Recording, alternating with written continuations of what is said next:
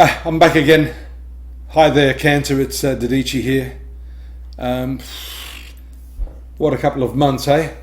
So I got over the volcano and then bang, straight into the coronavirus. How are you all coping right now? I hope you're all well and you're all healthy, happy. I know it's probably a big change for you, but we're going to see if we can make sense of this month for you, April 2020.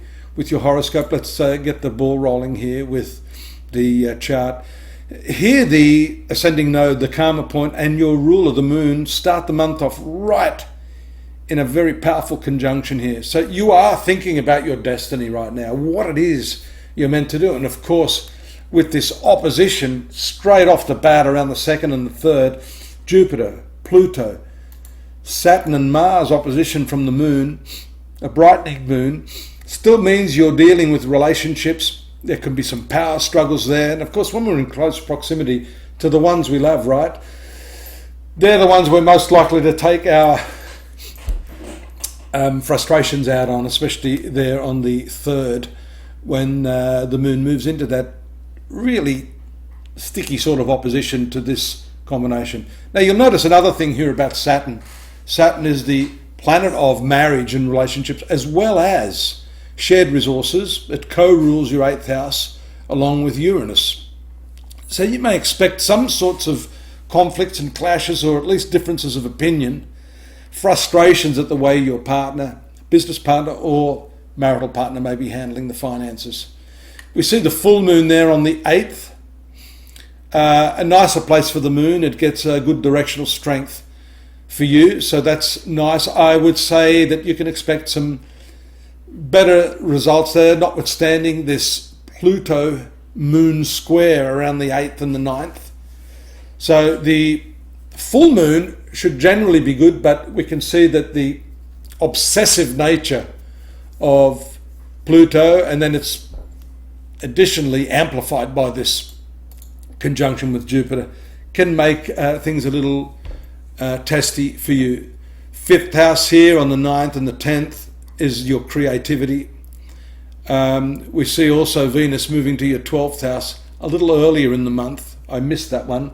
The opposition to Venus there from your 6th house means that you've got to be a little bit careful that you don't overextend yourself with friends. Venus is your 11th lord in the 12th house. Now some of you may actually find friends not well at this time, because the 11th house is your friendships, and Venus here, the ruler of that area, has gone into the 12th house of hospitalizations.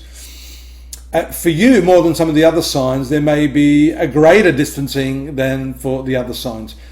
Look here, we talked about the opposition to Pluto, Jupiter, Saturn, Mars. The moon swings around here mid-month into this very powerful stellium. We call it a stellium. It's like, I call it a celestial traffic jam.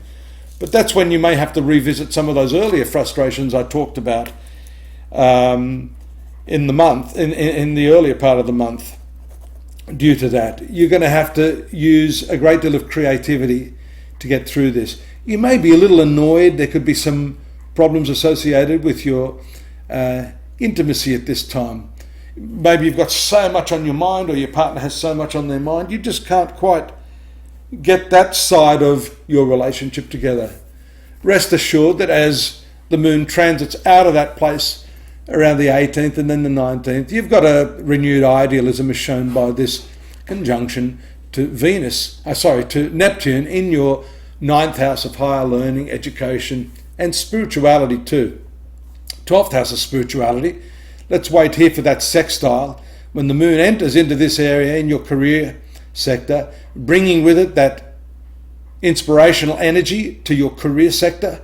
Mercury there already for most of the month, giving you an insight into how you can implement practically some of your new ideas. There may be even some sort of foreign connection with that Cancer due to the rulership of the 12th house by Mercury. 12th house is foreign affairs. And that's the ruler there, Mercury, transiting your 10th house of career. On the 23rd, there's a new moon here. Look at that in the 11th house.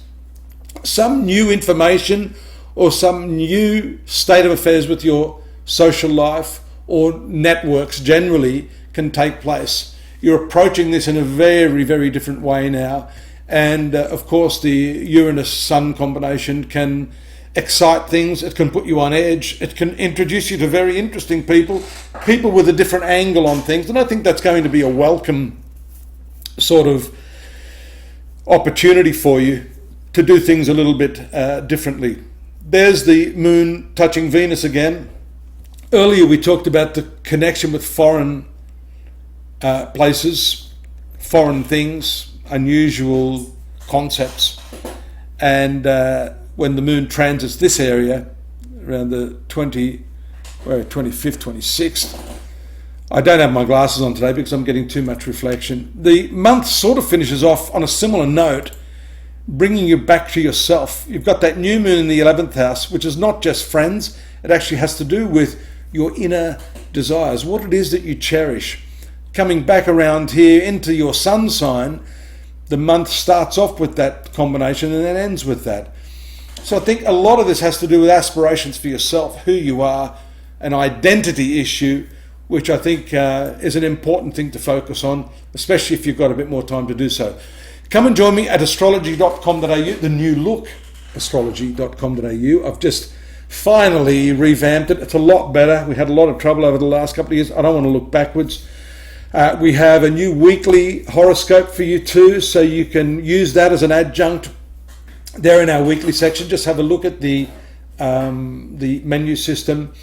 You can subscribe here. Drop me a note. If any of you are looking to have a personal reading, I'll introduce you to the Vedic astrology on a one-on-one and show you exactly where your life is going right now and how you can enhance that, how you can use some of the remedial measures that I was initiated into in India over 24 years, how you can help counterbalance some of these strange energies from the planet. It's fascinating stuff. I hope you join me again next month. I look forward to it. Take care now. Stay safe, stay well, be happy. Bye-bye.